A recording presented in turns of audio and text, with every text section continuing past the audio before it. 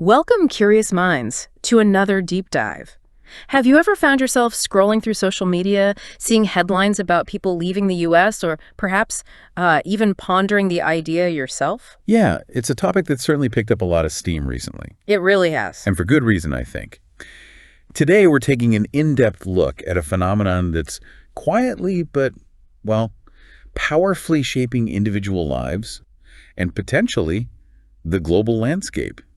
Immigration from the United States. That's right. We've got a truly fascinating stack of sources for you today, including a comprehensive Wikipedia deep dive into the history and statistics of American immigration, alongside some really candid and often raw discussions from online communities like Reddit. Yeah, those Reddit threads can be quite revealing. Our mission for this deep dive is really to extract the most important insights, give you a nuanced understanding of why Americans are choosing to move abroad, where they're going, and the often surprising realities they face. Both good and bad. Exactly, both the good and the challenging once they make that leap. So let's unpack this. Okay, first things first. Let's get our bearings. When we talk about the American diaspora, what does that mean? Well, put simply, it just refers to U.S. citizens and nationals who move to live in other countries. So it's essentially the reverse of immigration to the U.S., which is, the more commonly discussed process. Right. And it's important to remember the U.S. government doesn't actually track immigration. Oh, really? No. So our understanding largely relies on statistics compiled by, well, the destination countries. Okay, that makes sense. And this isn't some brand new trend, is it? I mean, looking at the history, it stretches back surprisingly far. Oh, absolutely. Even before the nation itself was fully formed. Wow. That's a crucial point, I think. Even before the United States was founded, you could see these early forms of diaspora with people moving between the British colonies. A significant early wave, for instance, saw American loyalists relocating. The ones loyal to Britain. Exactly. Moving to Canada and the UK during and immediately after the Revolutionary War. The key insight here, maybe, is how consistently diverse the motivations for American immigration have been throughout history. It's a pattern we still see today. It really puts the current trends into a broader historical context, doesn't it? It does. And we also see some incredibly poignant stories emerge in the 18th and 19th centuries, like the 3,000 Black loyalists evacuated to Nova Scotia, or later groups resettled in Sierra Leone and Trinidad. Indeed. And the 19th century just broadened these patterns further. You had Americans traveling globally for business think whalers, clipper ship crews. Right. And for religious reasons, too, with early missionaries reaching places like Burma. We also saw more sort of organized efforts. In Liberia. Yeah, like the American Colonization Society establishing Liberia for freedmen, and thousands of free blacks emigrating to Haiti in the early 19th century to escape segregation, forming communities like the Savannah Americans. So it wasn't just individual choice. Sometimes it was this collective seeking of new beginnings or, frankly, escape. And this next historical point, I found this really surprising. Even after the Civil War, you see Confederate Southerners moving to Brazil. Where slavery was still legal, yes. Establishing towns like Americana. Wow. And the U.S. government itself even got involved in efforts to establish American presences in Asia through treaties. It shows this consistent outward reach. So fast forward to the 20th century, things shift again. They do. Migration patterns shifted again. We saw Americans moving to the Philippines after it became a U.S. territory. Oh, right. And then in the interwar period, you get the famous lost generation American writers like Hemingway, Gertrude Stein, migrating to European cities, Paris, Rome, seeking, cultural experiences, new artistic environments. And during the Cold War, it wasn't just individual choice or art, was it? No, definitely not. American soldiers became a permanent fixture in countries like West Germany and South Korea. Right, the military presence. And government programs like Fulbright, the Peace Corps, they also encouraged young Americans to go abroad. Cultural exchange, service. Which brings us to another significant outflow, the Vietnam War. Yes, a huge one. Around 100,000 American men avoided conscription. About 90% of them headed to Canada. 90%? Wow. Yeah, and European nations also offered asylum. It really highlights how major geopolitical events can just dramatically shape these emigration waves. And even into the 21st century, the trend continues, though maybe for different reasons now. It seems so. We've seen, for example, Iraq war deserters seeking refuge in Canada and Europe, and of course, high-profile cases like Edward Snowden in Russia. It reminds us that political assent, personal liberty, these continue to be powerful drivers for some. So, okay, after that really fascinating historical journey, what does this all mean for today? Are these historical patterns just echoes, or is something fundamentally new happening now? Well, looking at recent data, there's definitely a notable shift. A Gallup poll from January 2019 indicated that 16% of all Americans, and this is the striking part, 40% of women under 30, said they would like to leave the United States. 40% of young women. 40%. That's a staggering figure, Uh. particularly for such a specific demographic.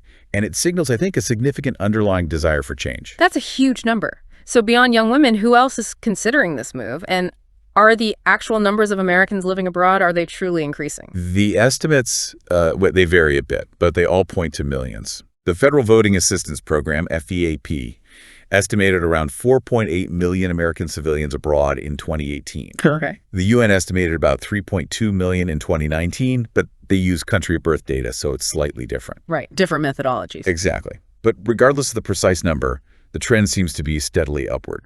And a really compelling observation is the drastic increase in Americans renouncing their U.S. citizenship after 2010, Renouncing. Why? primarily due to FISA, the Foreign Account Tax Compliance Act. It requires foreign financial institutions to report on U.S. account holders. Ah, the tax thing again. It created significant compliance burdens, headaches, costs for many Americans abroad, and it led to over 6,000 renunciations in 2020 alone. Wow, 6,000. That's a powerful statistic. Certainly suggests some serious financial motivations are at play there. Definitely. Beyond that, though, who else stands out to you as considering leaving now? Well, it's intriguing to note the diversity of the groups. Post-2008 financial crisis, we saw increasing numbers of retirees moving abroad. Why retirees? Largely due to financial setbacks, maybe the retirement savings took a hit, and a desire for a lower cost of living, particularly more affordable health care. Healthcare, yeah, we'll come back to that. And young Americans, too, facing a tough job market, student debt. They're also increasingly open to working abroad, beating experience, maybe finding better opportunities. And then there's that survey, wasn't there, from Art and Capital, suggesting that, over half of American millionaires are more likely to leave after the 2024 election, regardless of who wins? Yeah, 53%. It really paints a picture of mobility across all income levels, from retirees trying to stretch their pensions to millionaires potentially seeking, well, who knows what, stability, lower taxes elsewhere, different lifestyle. It's fascinating. So where are they all going? Mexico consistently tops the list, hosted nearly 900,000 U.S.-born residents back in 2017. Almost a million. Yeah, close. The European Union collectively, Canada, India, the Philippines, they also host hundreds of thousands of Americans. So it shows a really broad geographic distribution of this diaspora, often influenced by historical ties, maybe cost of living, specific job opportunities, family connections. Okay, so we've covered who's leaving, roughly how many, and where they're going. But the real deep dive, the core question, is why. Our sources suggest this, complex mix of push factors, things making Americans consider a life elsewhere. Let's start with the economic pressures. That seems huge. Oh, undeniably. Economic reasons are a major driver. So many Americans, especially in the online discussions we looked at, feel priced out. Priced out, yeah. Citing the high cost of living, particularly housing, it's become virtually unaffordable for middle, even upper middle, and working classes in many high-demand cities. There's this sentiment you see repeated. Luxuries are cheap, but living is expensive in the U.S. Meaning you can buy cheap TVs, but rent or healthcare will kill you. Precisely. You can get cheap consumer goods, maybe, but the basic necessities, housing, healthcare, education, are becoming cripplingly expensive for many. That's certainly something many people listening can probably relate to. And healthcare costs.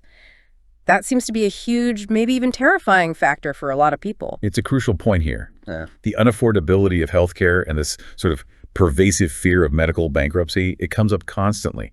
People struggling with, say, high insulin costs, trying to navigate incredibly complex insurance systems. The paperwork alone. Right. And the constant threat of just exorbitant bills. We even see discussions about medical tourism. Where it's cheaper to fly somewhere else for treatment. Exactly. The cost of traveling abroad for a procedure, plus the procedure itself, can be less than just receiving the same care at home in the U.S. This isn't just a minor concern for people. For many, it's a profound source of anxiety. It dictates life choices. Wow. Okay, so beyond the wallet, it sounds like the American work culture itself is a significant push. Yeah, and what truly stands out here is the stark contrast people perceive with other countries. Americans often highlight poor work-life balance, relatively weak unions in many sectors, and critically, a lack of guaranteed paid time off. Unlike most other developed nations. Right. There's a perception, particularly common on platforms like Reddit, that the U.S. demands an exceptionally long career, potentially working until you're 75. And this almost masochistic obsession with overwork. Being constantly busy is seen as a virtue. Hustle culture. Hustle culture, exactly. Which is viewed quite negatively in other cultures that might prioritize leisure, family time, just life outside of work. So it's not just about money then, it's also about the quality of daily life and maybe even deeper societal issues. Precisely. Concerns about gun violence, for instance, particularly school shootings, mass shootings.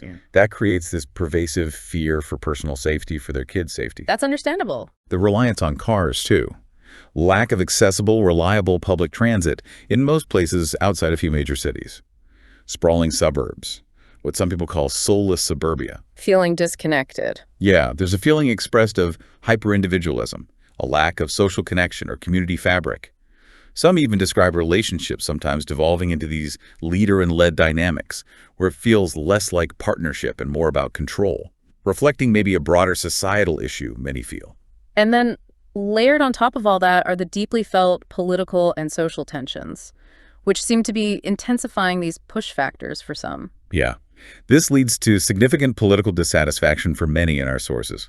Concerns over what some describe as backsliding democracy, or even, worries about a move towards fascism. People reference things like policy proposals within Project 2025. Which aims to reshape the federal government. Right. And the perceived impacts of the Trump administration, both during and potentially future. There are specific fears cited regarding, say, the religious rights agenda on women's reproductive rights. Post Roe v. Wade especially. Exactly. And concerns for the safety and rights of LGBTQ plus individuals, racial minorities. Many voices in the sources feel the U.S. is, quote, sick or rotting from greed. Some describe it as a bait-and-switch mechanism. You pay high taxes, high costs, but feel you get poor public services in return compared to other wealthy nations.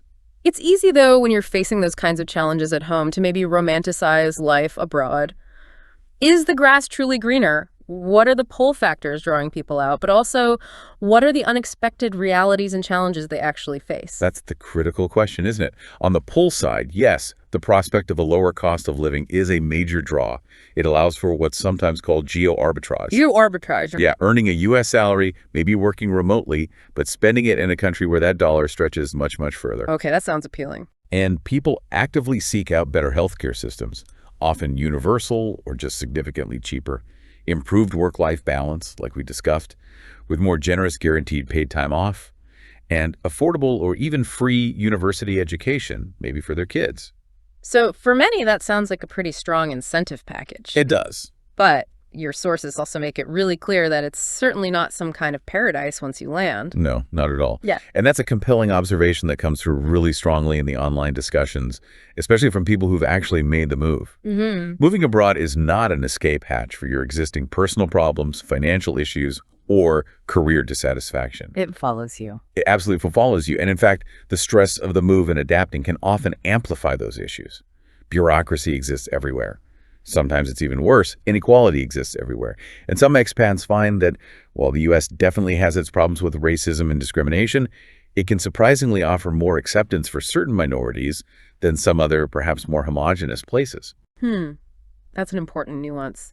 And the social aspect must be huge, right? That feeling of truly belonging in a new place. Which brings us to a crucial point. Social isolation is very, very real. People talk about this constantly. It can take years, maybe even decades, to genuinely integrate into a new culture, make truly close local friends, not just other expats, and feel properly at home. Language barriers? Absolutely paramount. Expats frequently highlight that language skills are crucial for integration. They give examples like Finland or Germany, where, sure, maybe you can get by in English in the big cities for a while, but for deeper engagement, good job opportunities, really connecting, learning the local language is almost a necessity. And even then? Even then, yeah. Some American expats, for instance, in places like Brazil, report still being referred to as gringa or gringo years later, or even facing active negativity just for being American sometimes. Integration isn't guaranteed, even with effort. So what about professional life? Can that be vastly different from what Americans are used to? Oh, yes.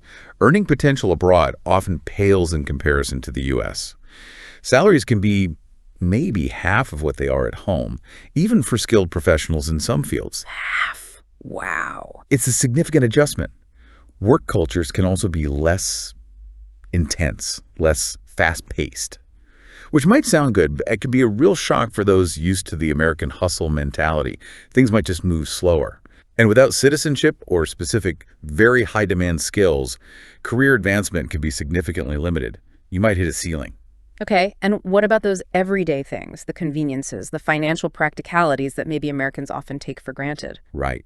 This leads us to a particularly revealing and often frustrating aspect for Americans abroad: double taxation. Ah, yes. You mentioned FESCA, but this is broader. Much broader. The U.S. is one of only 2 countries, Eritrea being the other, that taxes its citizens based on citizenship, not residency.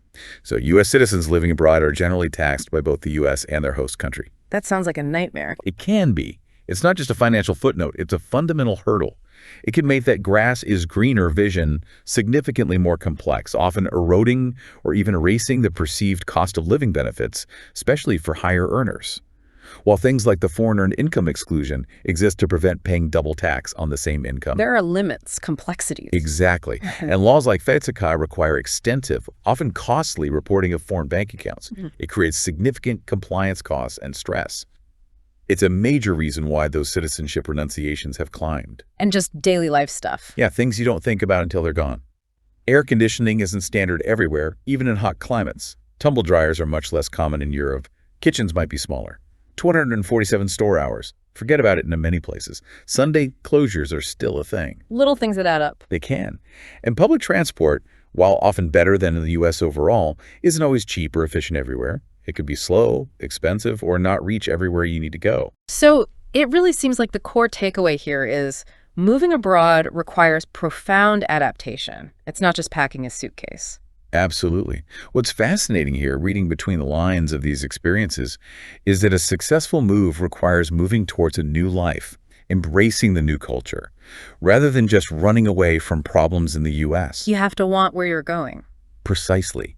You must actively adapt to cultural differences, new social norms, different ways of doing things. And crucially, remember that your American constitutional rights, they are pretty much null and void once you leave the U.S. for extended periods. You're under the laws of your host country. That's a sobering thought. It is. And there's even reverse culture shock when expats return to the U.S. for visits or permanently. Feeling disconnected from American friends, the pace of life, the consumerism, the political discourse, feeling like you no longer quite fit in the place you left either, it changes you. Wow. This deep dive really highlights that the decision to leave the U.S. is incredibly complex, isn't it? Driven by this whole range of deeply personal, economic, political factors. Absolutely. It's certainly not a one-size-fits-all solution. And the realities abroad, as we've seen, come with their own unique and sometimes significant set of challenges.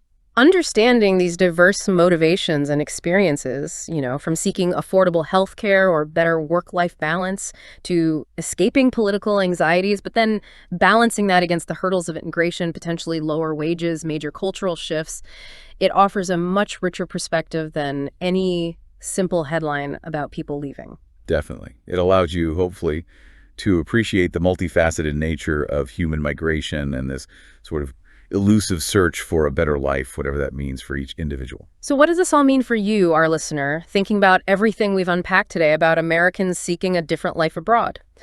Does the increasing mobility of citizens, driven by these concerns about economic pressures, political shifts, quality of life, does it suggest that the very definition of the American dream is evolving? Or perhaps, maybe it's expanding beyond its traditional borders? That's a truly provocative thought to end on. Thank you for joining us on this deep dive.